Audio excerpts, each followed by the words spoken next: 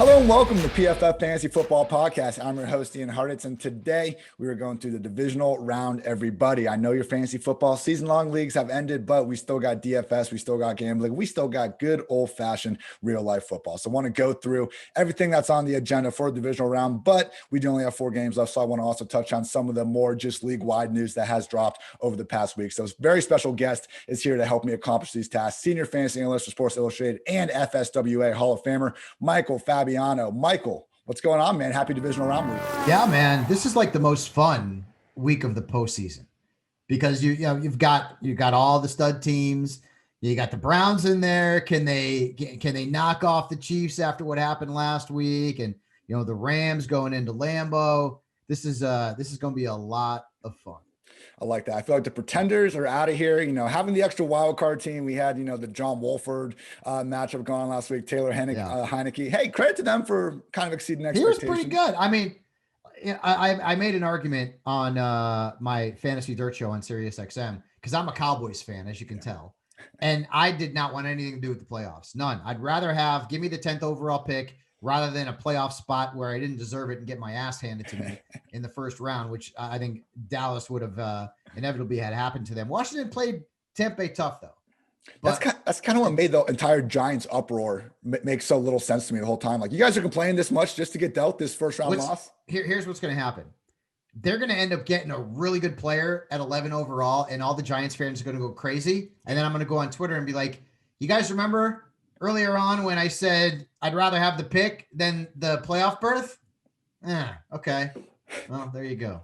Literally 3 months ago, you have to go back for that one. But yes, NFC East aside, we finally have that dumpster fire of a division out of the picture. So we will be focusing on a few other things in this one. I prepared 10 questions for Michael and myself to discuss, and we will get to those right now, everybody. So first off, the Bears bringing back general manager Ryan Pace and head coach Matt Nagy, much to the, just general hatred of the entire Bears public, it seems like. So another season, no clear solution under center.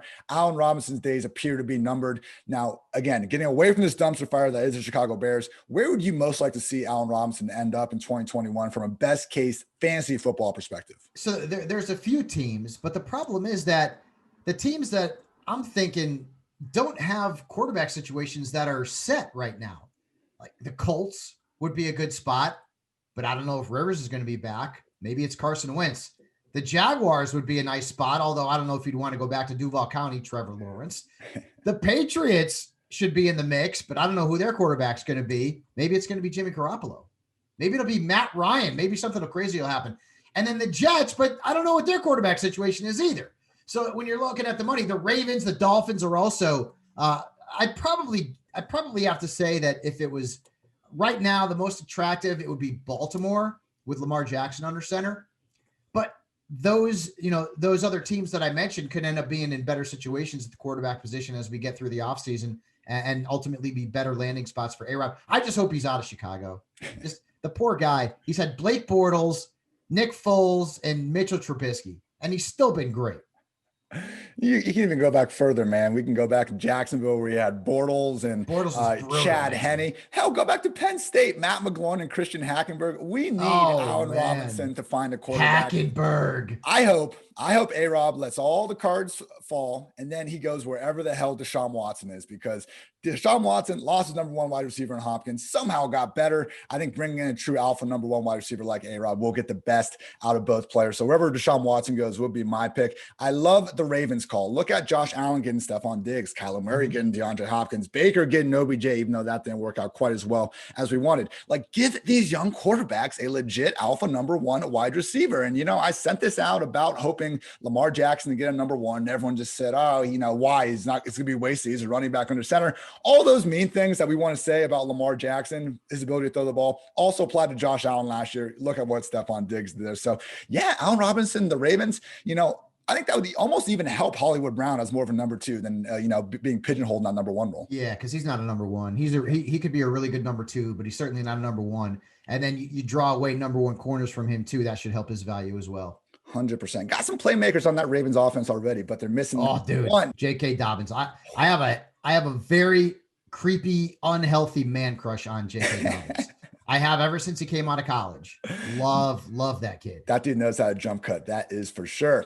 All right. So some AFC North news here. Ben Roethlisberger's contract runs through the end of 2021. Got some A-plus offseason coach speak from Mike Tomlin and over the past week where he said, it's reasonable to assume there's a chance Ben Roethlisberger is going to be back. Certainly. Thanks a lot, Mike. That really gives us a lot of clarity on the situation. We had some offensive coaches fall out today, but for now, let's assume Big Ben is back next season, that Juju Smith-Schuster in the final year of his deal is gone. What general ranks would you then treat Diontae Johnson and Chase Claypool? Because, man, we're looking at one of the most pass-heavy offenses in the league. And if you take away target hog like Juju, that's the exact volume we're looking for in fantasy. Yeah, exactly. I mean, Diontae was the wide receiver 21, but he was fifth among wide receivers in targets per game, averaging right around 10. Claypool was the wide receiver 23, had the 11 touchdowns. Juju had a 20% target share. You get rid of that thing, that's 128 targets left behind. With Ben Roethlisberger slinging it, and they were throwing it, 68% of the time down the stretch. It was just bananas. So I'd say Diontae Johnson would be, at worst, a mid to high wide receiver 2, because the targets are going to be there. Hell, he could break into the top 12 easily. Good. Without Juju. And then Claypool would also be in that wide receiver 2 conversation, probably mid to back end of the wide receiver 2 rankings.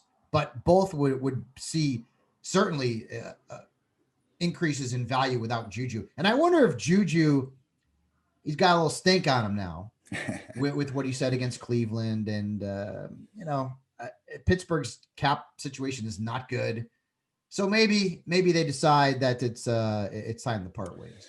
It's interesting with Juju. He had such a great start to his career, and then Antonio Brown leaves, and everyone wants to say that's why he hasn't been producing. Look, it hasn't helped Juju. I think we can all agree he's probably not this just clear-cut number one that can shift coverage the way someone like Antonio Brown can, but he just hasn't even looked the same, like athletically, and maybe it just has been injuries. He was on the injury report throughout this entire year with a knee, but whatever it was, I mean, that yak ability just wasn't there. So yeah, I mean, if he is out of the picture, I've been calling Diontae potentially a 2021 version of 2019 Chris Godwin, 2020 Calvin Ridley, just the young rising third-year receiver that has all these targets incoming. But like you said, he already had 144 targets last year. Like maybe the real beneficiary could be Claypool, because to your point, I agree. I have both these guys in that wide receiver 2 range. But when we start getting the ADPs coming out, I would not be shocked at all to see Claypool more in that round 5-6 range, Diontae much higher up. So even though they might be close, Claypool might be the one that's the real value we should get behind early. Could be, yeah, because Diontae is certainly going to be the one that everyone's going to jump on board with after all the targets. It's funny because I compared him to Antonio Brown last year. Boy, Big Ben fell in love with him. I mean, he had tunnel vision with that kid.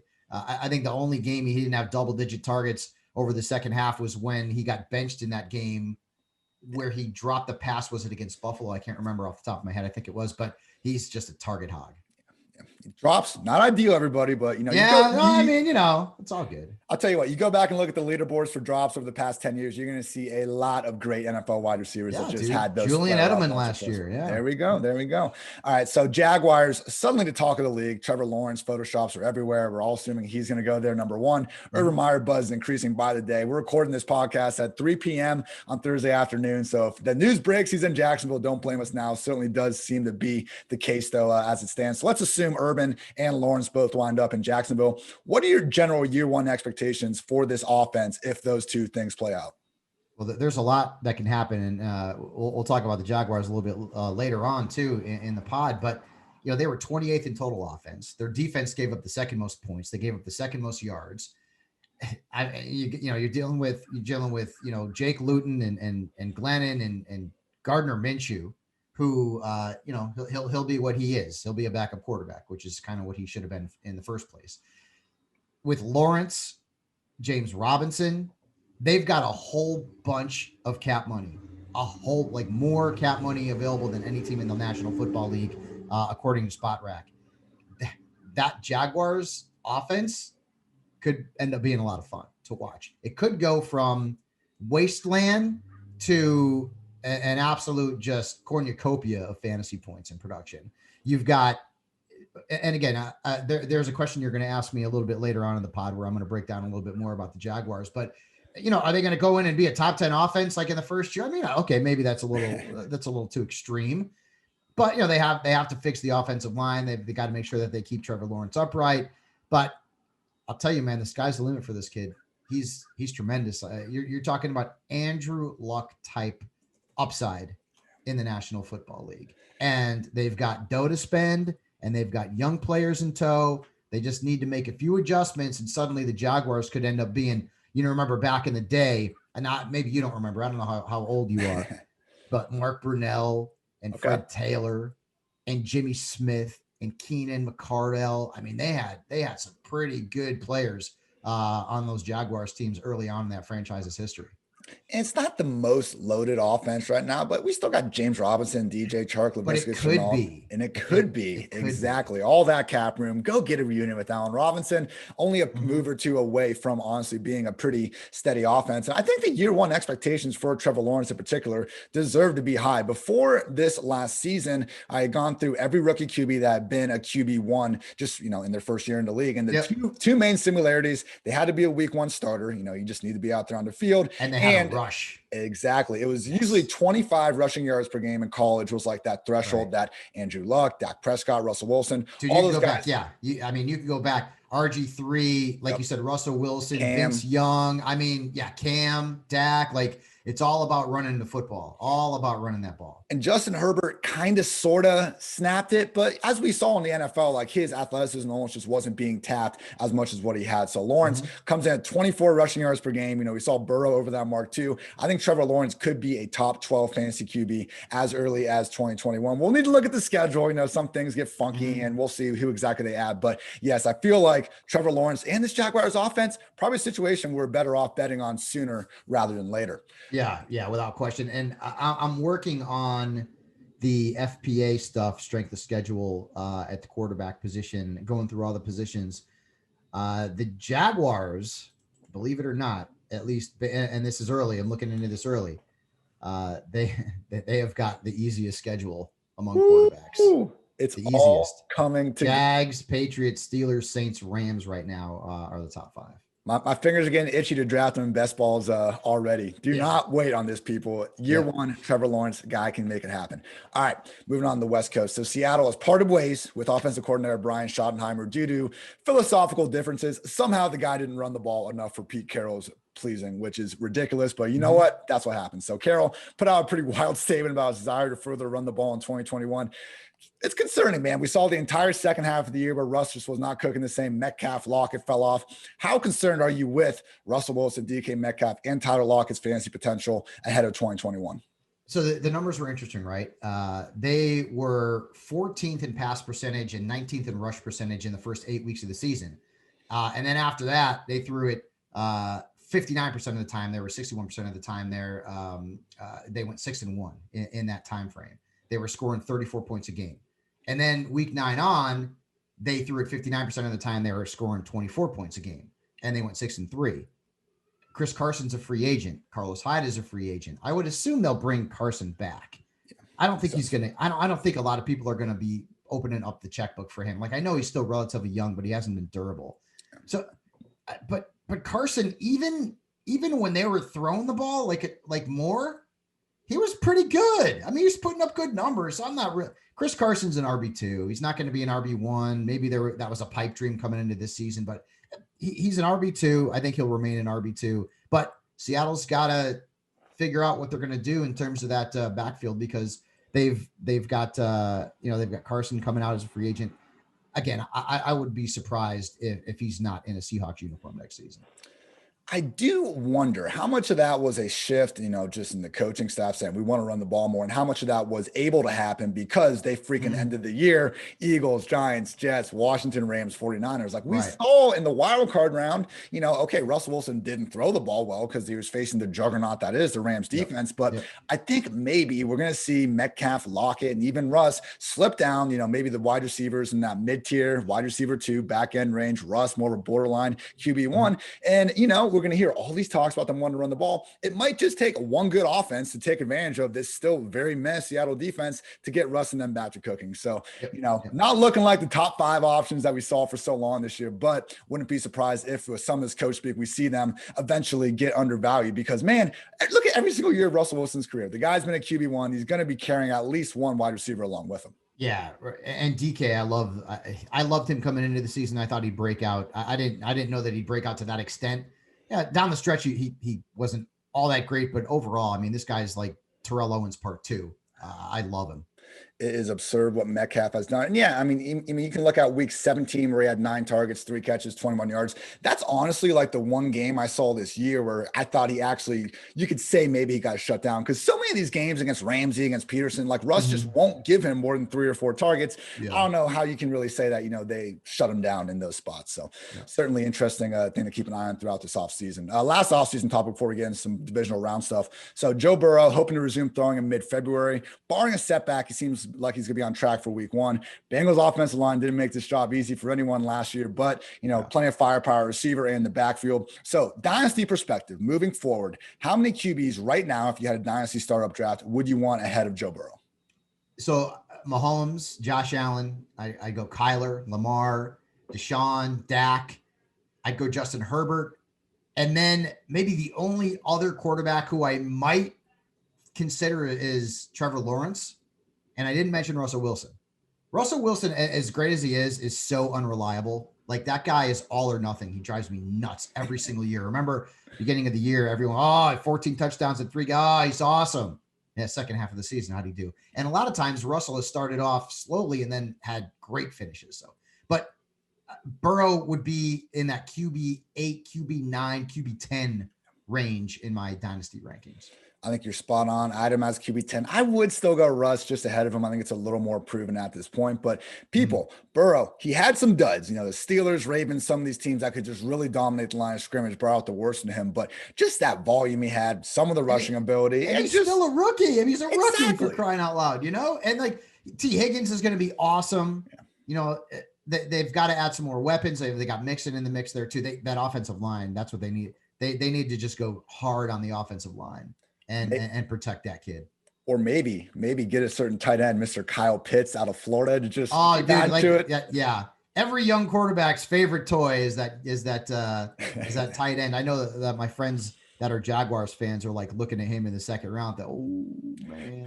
He's that one player where I think every single fan base is just hoping he falls to, and then whoever gets him is going to be very happy about it. So. Yep. All right, everyone, that was most of this news. Again, I wanted to catch up because we've been focusing so much on the playoffs, but now let's get back to the main event. I want to talk about this Chiefs offense first because that was some inconsistency throughout the second half of the season, facing a Browns defense getting a little bit healthier at the right time with the returning Denzel Ward. Still, we got a week high 57-point game total. Vegas is expecting a shootout. We're expecting a shootout.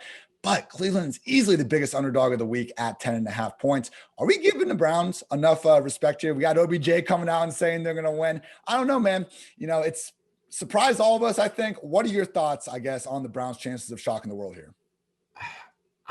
It would be hard for me to say they'd win, but I mean, the Raiders went in and won this year or last year at Arrowhead. So like it's not out of the realm of possibility, but the 10.5, like let's look at the totals, not including week 17 because Kansas City didn't play anybody, right? They beat Carolina by 2, the Raiders by 4, the Bucs by 3, the Broncos by 6, the Dolphins by 6, the Saints by 3, and Atlanta by 3. That's not a lot.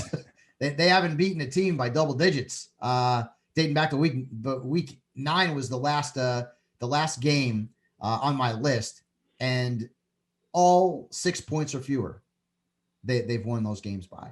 And I mean, the Browns are going to come in feeling disrespected. Vegas thinks Baker is an interesting case study for me this week. He's averaging fewer than 18 a game on the road. Kansas City's averaging 19 or fewer allowed to quarterbacks at Arrowhead. But at a 57 total, what are the Chiefs going to win, 50-10? Like, I mean, Cleveland's going to score. So Baker, I believe, is the second cheapest quarterback on DK this week. And I mean, even if it's garbage time points, hell, he could put up 20. And again, it's sort of the numbers versus, well, look at what the total is.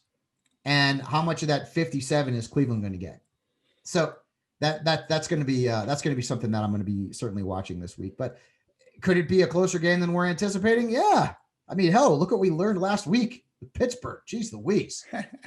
So, but I will say this: Cleveland has to turn the Chiefs over, which the Chiefs don't give the ball away that much. The Chiefs have to protect Mahomes, which they've done for the most part.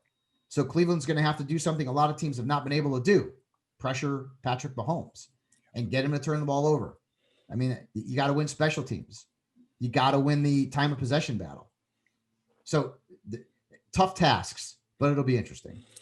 Yeah, and to your point, like Browns, Chiefs haven't been winning games like that, and the Browns haven't been really losing games. You got to go back to week 6 and week 1 when they got blown out against the Steelers and Ravens, and they came back against those very teams later and proved that they are much more competitive now. They're a 12-win team. They've won 12 games this year, so. PFF's only offensive line in our database to grade out the end of the regular season as the number 1 unit in pass blocking and run blocking. It's unfortunate they're not at 100%. Yeah, they're not. But Baker and them, they can put up points. We've seen that, and I love centering these stacks around Baker and company. He's so cheap. Donovan Peoples-Jones at 3,000, I think, is the cheapest guy you can really find at any position. And Jarvis Landry or Rashard Higgins, you can do that. Bring it back potentially with Clyde Edwards-Helaire. Keep an eye on the practice report. Right when we got on this podcast, we found out he got downgraded to a DMP, but it's awfully expensive to get up there to Mahomes, Tyreek, and Kelsey. I get it, but don't be afraid to maybe fade that quarterback, particularly in GPPs. Baker and company certainly have plenty of chance of putting up points themselves.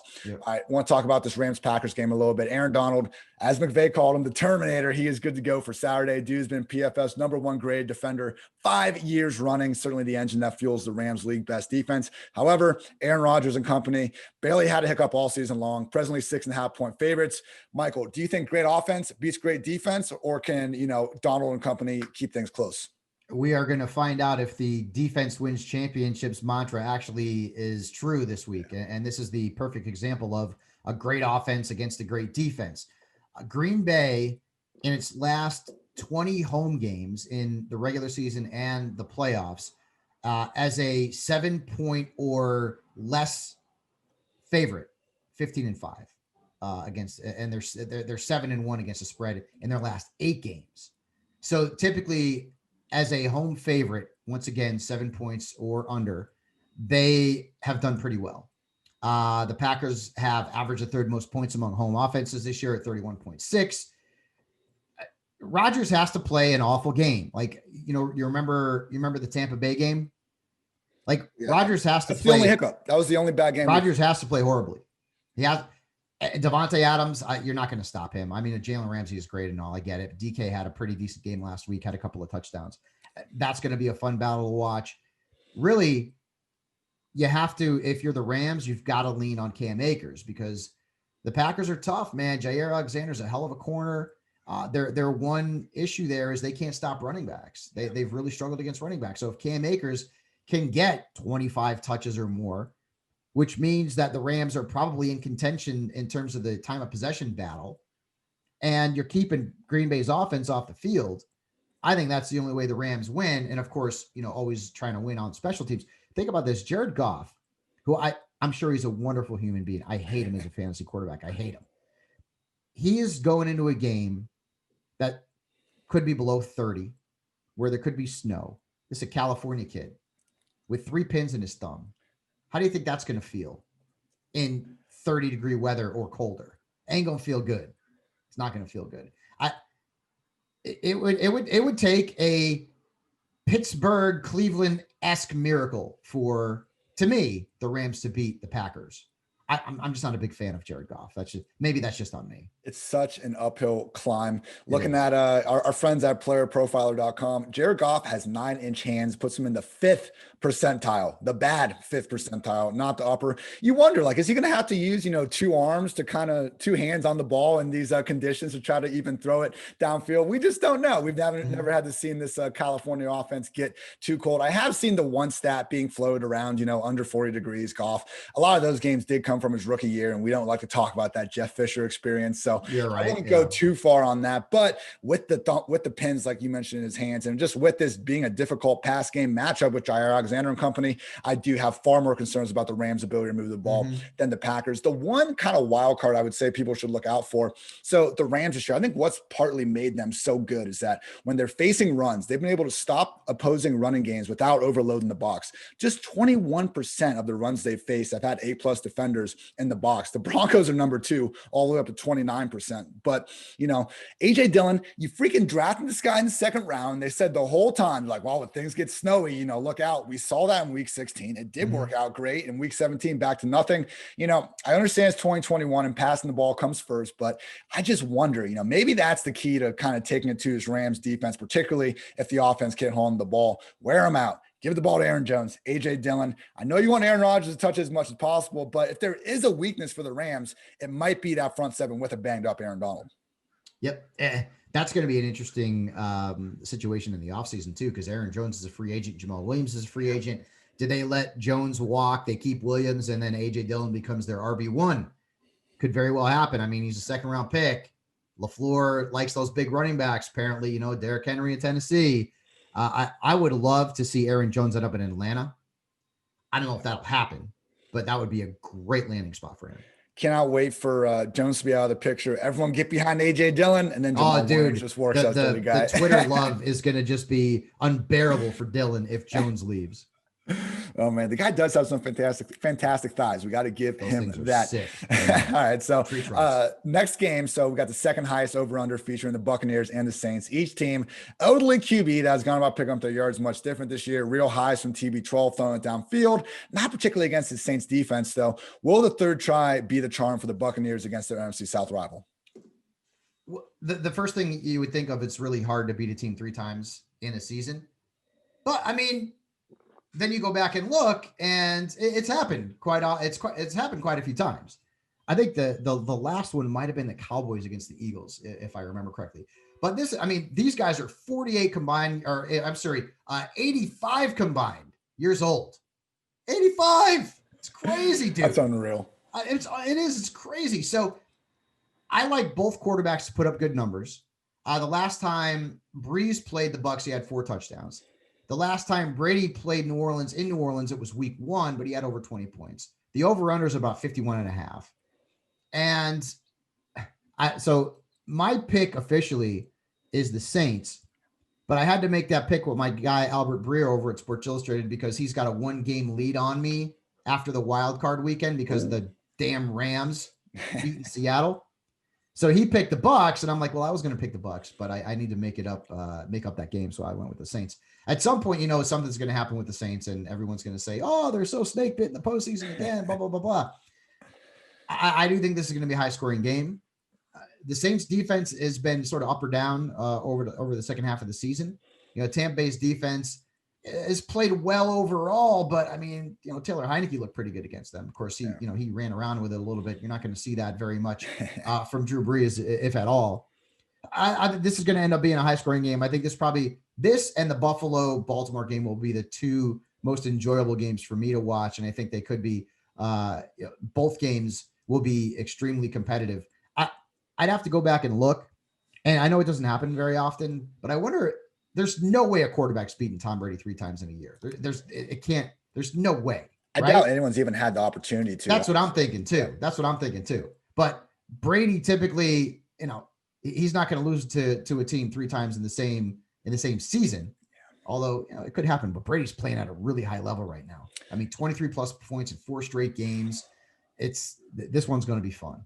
He's coming on really strong. Now he's done it against some weak defenses, but you know what? Like he got 2 matchup against a Falcons defense that certainly looked like they were playing good ball against Patrick Mahomes and those Chiefs. So I think we're probably putting a little too much emphasis behind the strength of schedule. And we just got to realize that when the Buccaneers played the Saints this year, they played them in week 1 with Tom Brady under center for his first game. And then in week 9, in their first game with Antonio Brown. So at a minimum, I don't think we're going to see the 2-score blowout that we saw during their first 2 matchups. With that said, I think the Saints have have kind of defanged this Buccaneers offense better than anyone, because Brady has only gone 2 for 9 on passes thrown at least 20 yards downfield against them. Now, again, was that because he played the Saints in probably the 2 games you wanted to catch them, not having the chemistry? Very well could be, but we have seen the Saints slow them down. I think the Saints' biggest issue in these past playoffs has been, when you take away Michael Thomas and Alvin Kamara, who does Breeze go to? Is, freaking 35-year-old Ted Ginn or just whatever complimentary receiver you never heard of? Now we at least have Emmanuel Sanders, Jared Cook, Adam Trotman. These guys have been making some plays. So I'm leading Saints -3. Now I went freaking 1 for 5 in my playoff picks last week. So you're pretty good if you pick the Buccaneers with that. But, it's tough to beat a team 3 times. But when we've seen one of those teams look so convincing in the first 2, I think it makes sense the Saints are favored. No, home team. I mean, typically they say, the 3 points, the home team is going to get that regardless. So Vegas sees this one as a very, very close game. I'll take the Saints too, but I think it's going to be a lot of fun. This could be Drew Brees' last game in the National Football League. Whew. I loved Sean Payton's idea, even though it didn't work out, to quarantine 50,000 fans in the Superdome. I know, right? Yeah, that's never going to happen. Not now. Yeah. Lawsuit just waiting to happen, but I appreciate going out of the box trying to think one through.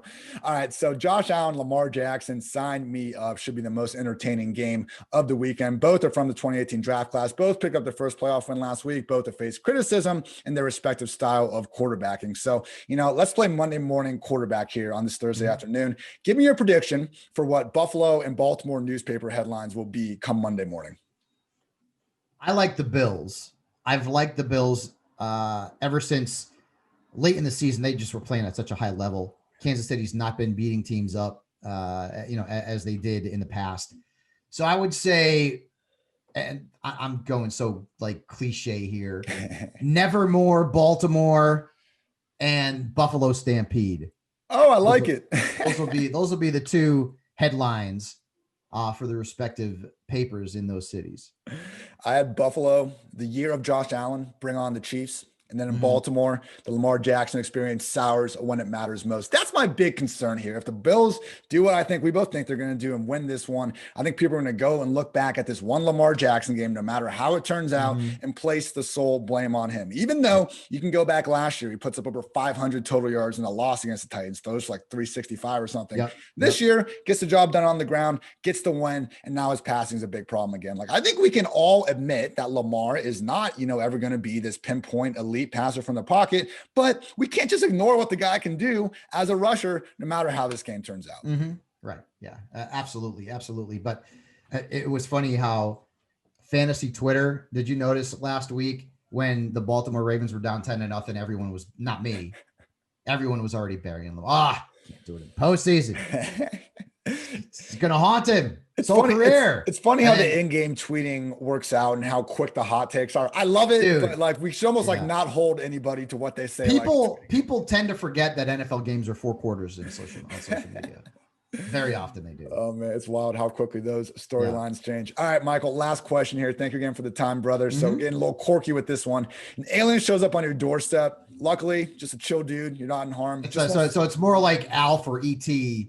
than it is the alien. E.T. and this thing just loves football and it just doesn't know anything about it. You're feeling generous. What team would you suggest to root for the next 5 years before it has to scatter back to some planet? And we are not including the Chiefs because nobody likes a front runner. I can't say Cowboys as much as I love the Cowboys because I don't want to ruin alien human being relations for the next 5 years because until Jerry Jones is not in charge, the Cowboys are not winning anything. I'm going Jacksonville. Ooh, okay. This team just won one game. Here's why. The Jaguars have the number 1 overall pick. They're going to take Trevor Lawrence. They have the Rams' 1st and 4th round picks from the Jalen Ramsey trade. They've got the Vikings 2nd round pick from the Yannick Ngakoue trade. I can never say that name. They've got Cleveland's 5th round pick from the Ronnie Harrison trade. They've got the most cap room in the entire National Football League at over $77 million. James Robinson was the RB7 in fantasy, and he missed the last couple of games with an injury. His base salary is $780,000. Chris Thompson, Dare Ogunbowale, Dede Westbrook, Chris Connolly, Keelan Cole, all free agents. Brother, they got a clean slate with maybe the best quarterback to come out of college since Andrew Luck in their backfield with a young running back. DJ Chark is still in the mix. And boy, Laviska Shenault's got upside, man, in the NFL. They can bring in Allen Robinson, or they could bring in Juju, or maybe they can make a trade and get OBJ. Who knows? They could go out and get a stud number one wide receiver to pair with Chark. You could get a tight end in the draft, or you could go through. Zach Ertz, he'll be floating out there, and he's not going to stay in Philadelphia. Yeah. So they obviously have to improve their defense. Their defense is garbage, but they can do that through the draft, and with all the dough they got. And you can't tell me now, Urban Meyer, we assume he's going to be a coach. Guy knows a thing or two about recruiting. Yeah. Right. This is a little bit different. You're not recruiting kids, you're recruiting men, but you got a lot of money to spend. They're going to be way more in national spotlight. That's for sure. Yes. I can see Jacksonville, maybe not contending for the playoffs next season, although who the hell knows, but I could see Jacksonville ending up being a contender in the AFC here in the next, 3 to 5 years. If you want to talk about young quarterback, good young running back, you got a lot of money to spend. You got a lot of flexibility under the cap. You've got, I know it's not like, it doesn't have the panache of like Miami. It's still Florida. There's no state income tax there. The weather's nice. You got Trevor Lawrence under center. It's going to become it's going to be a much more attractive destination for free agents and for rookies coming in. So I would say Jacksonville. I could have went Buffalo, but I said, you know what? I'm going as far from chalk as I can. I asked this question on Twitter. I gave my 3 options as the Bills, Ravens, Browns. Bills ran away with it. And while, being a part of Bills Mafia would certainly be fun, man, I didn't get the Jaguars enough credit here. I think you actually nailed it, because while the Bills, Ravens, and Browns might be really fun right now, maybe even for these next few years, we've seen teams when their rookie quarterback has to go from that rookie deal to an actual long-term deal have maybe a setback for a year or two. So if you just want to look at, 2023 and beyond, man, Jaguars are going to be in a hell of a position. Love that call. Yep. Michael, that's going to do it, man. Thank you all you listeners out there for listening to PFF Fantasy Football Podcast. Make sure you follow Michael on Twitter at Michael_Fabiano, and also check out everything he has going on at Sports Illustrated. Michael, man, what you got on the docket? Yeah, man. So we're still doing Stardom and Sid'em, the one and only, the original, not a fraud. There's at least one out there. And so that's going to continue throughout Super Bowl. The player rankings are going to be out there. Wrote an article that'll be out this week on why Derrick Henry is not worth a top 5 pick in 2021. And we're going to have a whole heck of a lot of great content there at SI. And if you go to SI Gambling, our guy, Frankie Taddeo and Sean Childs, they're killing it. The numbers that these guys have put up in terms of wins and losses against the spread across all sports is bananas. It's banana. I'm not telling you to put your mortgage on the line, but they are so good at what they do. So make sure you check out both SI Fantasy and SI Gambling. You can find that at SI Gambling to go get those picks, put them in, make some money along with Michael and the rest of us. So that's good to everybody. Thank you as always for tuning in. PFF Fantasy Football Podcast. Wish you the best of luck in this divisional round, your gambling and DFS adventures, and also just have a good weekend.